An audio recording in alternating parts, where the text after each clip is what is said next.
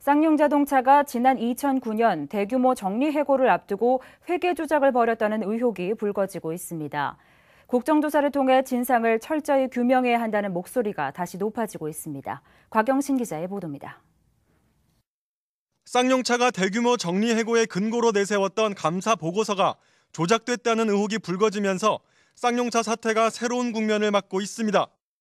전국 금속노조 쌍용차 지부는 진보정의당 심상정 의원과 함께 2008년 안진 회계법인이 작성한 감사 보고서와 그 기초 자료인 감사 조서를 분석한 결과 곳곳에서 회계 조작을 발견했다고 밝혔습니다. 감사 보고서에 기재된 유형자산 장부 가액 수치와 손상 차손 수치가 감사 조서와 서로 맞지 않는다는 겁니다.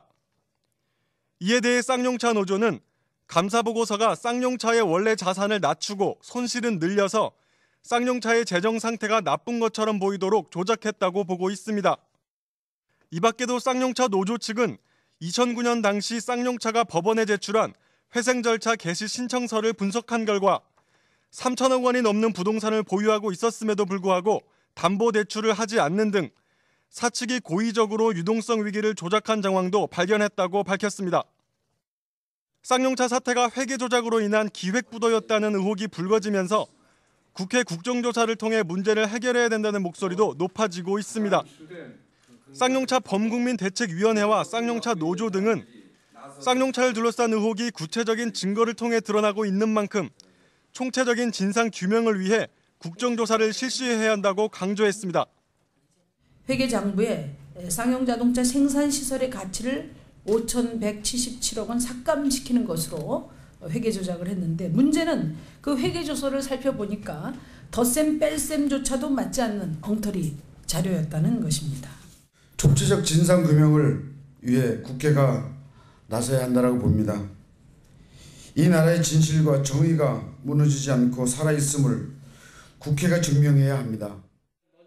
한편 여야는 지난 1월 쌍용차 문제 해결을 위해 6인 협의체를 만들었으나 아무런 성과도 내지 못했으며 6월 임시국회에서 환경노동위원회 산하에 소위를 구성해 관련 논의를 이어가기로 한 바 있습니다.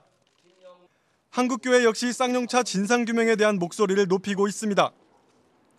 2,600여 명이 넘는 노동자와 그 가족들이 한순간 삶의 터전을 잃었으며 이 과정에서 24명이라는 소중한 생명이 희생된 데 따른 것입니다.